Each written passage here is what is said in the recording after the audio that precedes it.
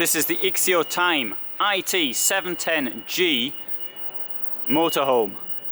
I'm at the Stuttgart CMT trade fair, and the noise you can hear in the background is stands being set up because the show is not yet open to the public. Today's a professionals day only, and not many people floating around at the moment. Right, so what can you see from here? You've got the name of the company, Burstner, with its hashtag, Vornfuhlen.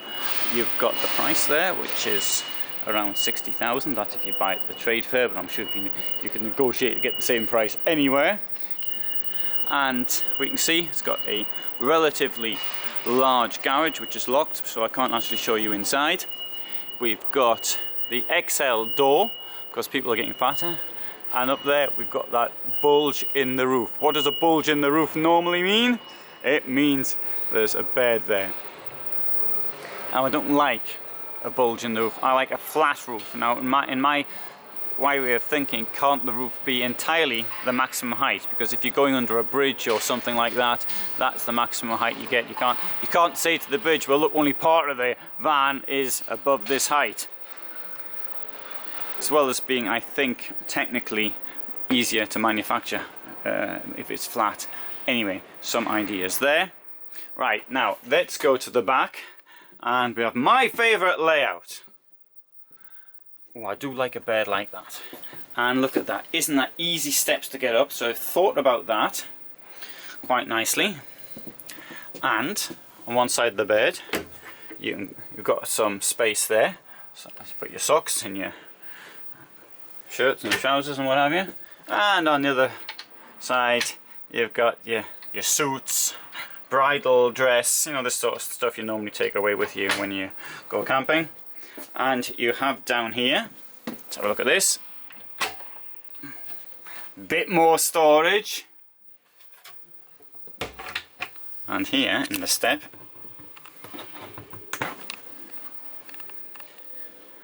got a bit of storage there. Now it's got this magnetic. I just put these on my van as well, and sometimes they stick a bit. Of course they're supposed to stick, that's why they're there, and so that's good. And a bit more storage on the other side. I think this bit here at the bed has been very well thought out. Another handy feature is you've got your heating here. I think this is a very good place to put it. So I've noticed that most people don't want to get out of bed before turning the heating on. In my case, I usually have to get out of the bed because I have to use the toilet in the morning. So I wouldn't wait for the toilet to warm up. I'm straight out. But for those who maybe want it there, that's a good sign. Another thing, this is me personally, but I've noticed other people may think that differently, is that I don't like it to be too hot when I'm asleep. But having said that, you know, I've spoken to a number of people who say, yeah, you don't need to take too much bedding because you just keep the heating on all night. So, depends what you like. Now, as you look down here, if I hadn't already told you there was a bed in here, or if you hadn't already seen the bulge in the roof, you possibly wouldn't even see the bed which is up there. So it does quite a good job there. You can see from here it's electronic as well. Now let's have a look at the kitchen. It's a nice L shape. You've got your fridge immediately, immediately next to the kitchen. You've got a bit of storage there, possibly for dried goods, and you've got storage above the cooking unit as well. You've got a bit of space down here for your preparation. You've got some space over there for doing your washing up. You've got these elegant drawers. You've got your gas down there. Down here we've got more drawers as well. I'll just point this out, this Thetford Aqua Chem Blue, the original, but they've put a new one out which is in lavender, which I personally think is very nice. I know there's a lot of people say they don't like the smell of it. I do like the smell of it. In fact, I think they ought to do a range of perfumes as well, because I think it's great. Anyway, that's just my opinion. Under the sink, got a stack of storage down there. That's very well thought out, I think, actually. It does use the space quite cleverly. You can see you've got a shelf in there as well. I have to take my word for it if you can't see, it's quite dark. I haven't learned yet how to use the light, if it is possible, using the light on this new camera of mine. Let's have a look in the wet room. What's the first thing you notice? The door opens the correct way. Obviously I prefer sliding doors, but if I can't have a sliding door, I want a door that opens the correct way. And coming in here, you've got 2 plug holes, which I'm very keen on, because you never on the flat. There's me, and what we've got here is this will come out, so you can turn that down like that, and then this comes out like that, and there you've got your shower. Now there is a negative point of this, which is the following. I personally think it best to have the shower unit as part of the water here, and not to open and close the door. There have been, and I know it's quite common, that this moving this outwards and closing it all the time can cause problems with the pipes in time. They'll wear in time. So that's one of the reasons. The second thing is, I'm in the shower, I have a shave, and I like to actually see that I'm doing it properly. Well, I try to see I'm doing it properly. I know I often don't shave very well. Shaving is not on my CV as one of my skills. There we have the drawers, the shelves. So you've got plenty of space there for soaps and things of that nature.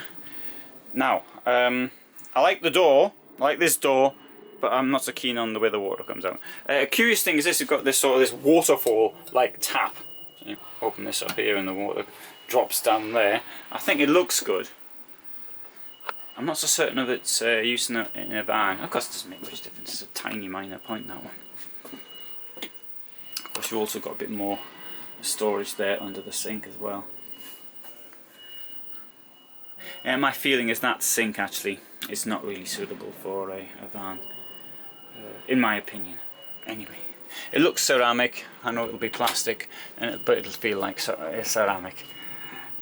Now, let's have a look at the living area. Now, I mentioned the bed. I'm walking under the bed now. Wouldn't know it's there. I'm standing up on the step, and I've still got clearance, so that's pretty good.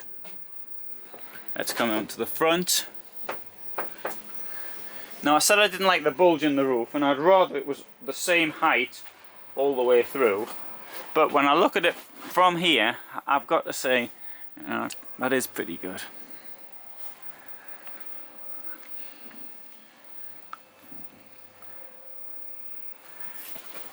Now, I've got something else to show you. See if you notice anything here, which is different.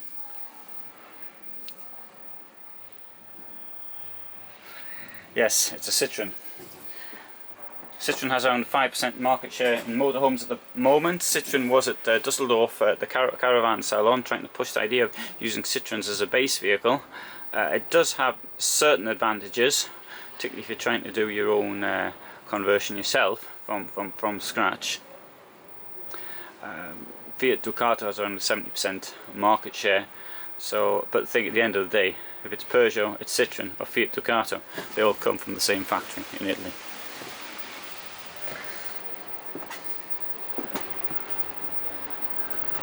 So, I quite like this Ixeo Time,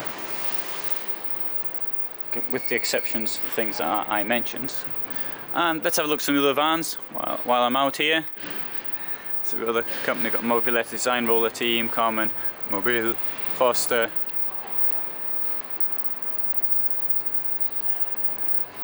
Got some caravans down there, Fendt for example.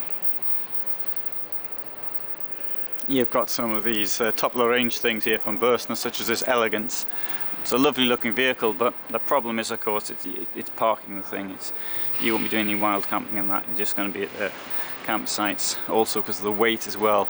Then again, you might want a really big vehicle. If in the United States you want a bigger vehicle because the space them, but here in Europe it's a bit more difficult.